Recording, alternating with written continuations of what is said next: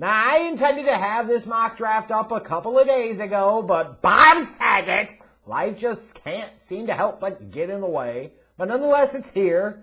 The reward for you, I guess it depends on how you view it. Some of you might think it's a reward. You're like, yes, Jeff is giving me a 2-round mock draft. Others of you might sit there and say, 64 picks of his stupidity. Who the hell wants that? I don't know. You're the one that clicked on the video. Somewhere deep, deep down in the recesses of your mind, body, and soul, you wanted it too. Oh, yes, you did. Like I said, you want to check it out. The entire mock of this go-round, 2 rounds, is in the description box below. If it's your first time checking me out, make sure you smash that subscribe button and follow me on Twitter. Do it now! Yeah. I think this is the first mock I've done since the big, I guess, relatively speaking, Sam Darnold trade, so we'll talk about that here a little bit. I want to avoid talking about picks 1 and 2 because those feel pretty locked in right now. I don't see anything that's going to change. Trevor Lawrence going to the Jacksonville Jaguars or Zach Wilson going to the New York Jets. That feels pretty set in stone. I've even talked quite a bit about what's going to happen at pick 3. And I'm going to tell you admittedly, it could be any of the 3. It could be Mac Jones. It could be Justin Fields. It could be Trey Lance.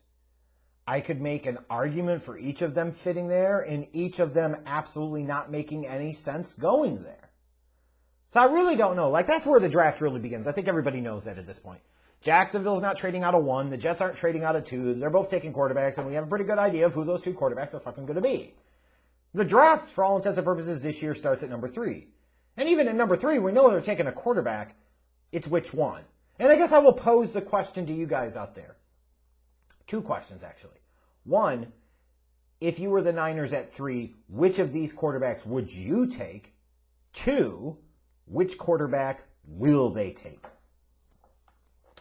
I just happen to believe that, based off of his previous experience, Kyle Shanahan might prefer somebody like a Mac Jones, thinking along the lines of the Kirk Cousins types, the Matt Ryan types. Trey Lance has the most physical upside of any of these quarterbacks in this draft class, period. Justin Fields, if you feel good about his ability to improve in some key areas, specifically in terms of processing and recognition as a pocket passer, he might make sense there. Just feels like it's a pretty big risk. So I've penciled in Mac Jones at 3, and then it gets interesting at 4. Is Atlanta going to take a quarterback, even though they got Matt Ryan? I know they pushed out some of his guaranteed money down the road, but would they potentially bring somebody in for a year or 2? I'll put it this way. It's got to be 1 or 2 things for the Falcons. If you love one of the 2 remaining quarterbacks that don't go 1 through 3, you must take them here. You must. Period.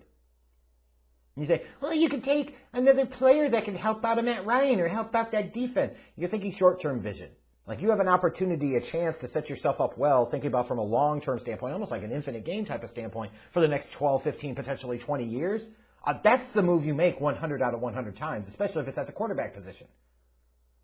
You don't know. You have no guarantee of when or if you will get into this position a year, 3, 5, 10 years from now in the draft. If you find that guy, they must take him now. But if they do not, they must peel back from this pick.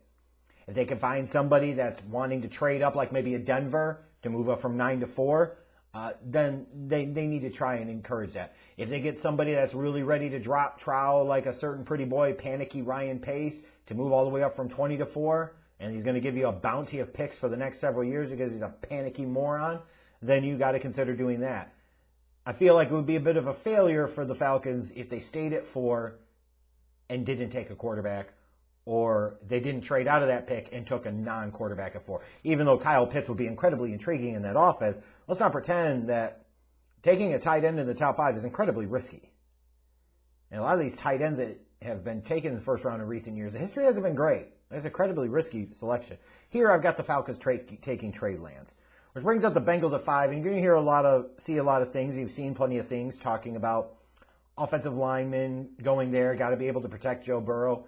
Listen, I don't fundamentally disagree that you got to be able to protect Joe Burrow. But even to the Bengals fans that maybe have set their sights on Penei Sewell, you take the best available player. And if Kyle Pitts is the best available player, you do take him. I know, like I said, it is risky. But I would also say you got to look at the value in this draft. There's an incredibly high likelihood that the Bengals could get a high-quality offensive lineman in round 2. They're not going to get a Pitts type of talent in round 2. It's just my thought is, if you're going for highest upside and you want to protect the quarterback, another way to protect your damn quarterback is give him more skill options. And you also got to understand the lay of the land in the draft. And you're going to have that offensive line talent there in the first 5 to 10 picks in round 2, or even if you want to potentially consider peeling back up from the top of round 2 and get into the tail end of round 1 to take an offensive lineman, then that's what you do. I think the pick's got to be just best available player, and if that happens to be Pitts, then that's absolutely who they should take, period. For the Miami Dolphins, it would put them in a great spot to be able to have Sewell fall into their lap at 6. For them, I could make an equally strong argument for somebody like a Jamar Chase maybe, or a Jaylen Waddle. But then I also look at the wide receiver position and I say, in terms of true outside guys, it's not a great class. In terms of slot guys, there's a ton of them. And one of the things that scares me is I've been watching and scouting the receivers, and by the way, the receiver scouting reports will start back up again Friday morning. What's concerned me a little bit is, not that the class isn't good, like a lot of quality slot options, but if I'm drafting one in round 1, do I feel that confident that they're going to be that much better than guys that are taken in rounds 3 and 4? And I don't know if that's true. So I wouldn't blame Miami for passing on a wide receiver in round 1 because they can find other guys throughout this draft. For the Lions, maybe it's for them. They're looking at Jamar Chase being one of the few outside type of wide receivers that could profile as a number 1. And Galladay's gone, Marvin Jones is gone. Like, they need somebody. Like, maybe they feel this is a good combination of need and talent available matching, and I don't disagree with that. You can say, well, they need help on defense. The Lions suck. They need help everywhere. I think sometimes people get so caught up and consumed by needs, etc., that they miss the bigger picture of these teams are picking in the top 10 or top 5 for a reason. They fucking suck. And they pretty much have replaceable players everywhere. And you can even say that about some of these teams that are picking 11 through 20. Like, your team didn't win the championship. You have to consider all contingencies and options. You really, really do. For Carolina, it gets interesting now with the Sam Darnold trade. I get why they did it. I understand why they did it. I don't think the package was too necessarily prohibitive. That's why I didn't particularly desire to come on here and do a video about it and rage about it or mock the Panthers for it at all. Like, I thought for the Jets, it was good work to kind of cut their losses and get some type of a return on that initial Darnold investment. Sure, they didn't get 3 second-round picks back like they gave up to move up from 6 to 3 in that 2018 draft, but they got something back. And they're in a position now to get a guy as a quarterback that's a much higher upside than Zach Wilson. But with Carolina, I'm sorry. Like, if one of these quarterbacks is there at 8, I still think they got to consider taking him. I doubt they will, clearly. And who even knows if one of these top 5 quarterbacks gets 8? I think one of them potentially does. If they just let Denver slide into somebody like a Justin Fields or Trey Lance or Mac Jones, whoever ends up going at 9, like, that could make Denver really huge, big winners in this draft. Because to be clear, Drew Lock is not very good. And if you really want to hitch your wagons to Drew Lock as your long-term quarterback, you have a much higher risk tolerance than I do. That is for damn sure. I could see a team like the Cowboys wanting to move up for one of the offensive linemen, whether it's Sewell or Slater. I could also see them moving back and drafting somebody in the defensive end. I've got them sticking here at 10 and taking Jaycee Horn from South Carolina. When they let Byron go, certainly their defense took a big shit dive. Now, apparently, also Aldon Smith has just signed a 1-year contract with the Seahawks before I recorded this. But Horn could potentially make a ton of sense there on one condition, that anytime he has an interception, his Papa Joe has to break out a cell phone from the goalpost. Please. Oh, Summer, would you please? Now, for some of you that are looking, and I know it's a Bears fan, so I got to address it. And you know what? Look at my background. You didn't think I was going to do some Homer shit here and talk about the Bears for a moment or two? With the 2-round mock, some of you have been asking, like, what I would do in the first couple of rounds, what would be my ideal scenarios, or what are the things. And I'm certainly not fully locked in on everything yet. Like, I've still got players to scout and position to evaluate, etc. But if they got somebody like Alex Leatherwood at 20, I would probably be fine with that. I'd be perfectly satisfied with that. Guy that could play right tackle, guy that could flip inside, give you a bit of a fat ass in the interior, which I feel like they desperately need.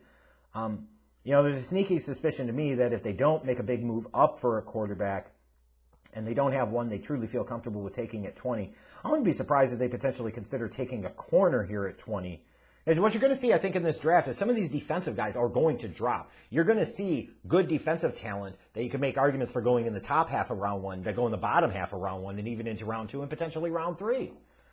Because offense is the name of the game now. So I wouldn't be surprised if they're looking and saying, hey, like, you think about somebody like a Greg Newsome II. Like, boy, that screams Ryan Pace pick. We're going to take Pat Fitzgerald's kid from Northwestern. I'm sorry, it does. That's what it feels like to me. But Leatherwood, you got to look at him and you say, you know what, he makes quite a bit of sense. There's certainly a need. And it's good value at that point in time in the draft. And then the Bears in round 2, you might say, you didn't have them taking Kellen Mond? No, because I don't know that they would place a second-round value on him. You're like, you have them taking another offensive lineman? Yeah, because I think there's enough depth there in the wide receiver class that they could still get a guy in round 3. You know, and frankly, who knows what the hell with Pace, because there's a very good chance he'll give up most of the day 3 picks to kind of package up here so he can move up in both round 1 and round 2 because he doesn't have patience. And he'll screw up next year's draft by doing that. You know, typical Ryan Pace stuff. So that's one scenario I have for the Bears is what happens if they end up doubling up on the offensive lineman. And you're going to have those Bears fans that will certainly reply to me in the comments and say they don't need 2 offensive linemen. They don't need, I don't give a fuck about your need. It's an 8-8 football team. They have needs all over the damn place. Wake up. If these 2 guys could be long-term benchmark type of starters for them, like, yeah, they should draft them and figure out the rest later. Sorry. Not sorry. Like, they need talent. At the end of the day, obviously, they need a fucking quarterback. Like, what are you going to do, lecture me about that? But, you know, unless they drop Trow and make a significant move up the board to potentially get the wrong quarterback, or they take one on day 2. Like, if they took somebody like Kellen Mond in day 2, I love it. I just don't see where he projects as somebody that Matt Nagy would want to work with. Davis Mills, with his average arm strength and average athleticism, feels perfectly suited for a Matt Nagy offense, and I hope to God I didn't just speak that into existence.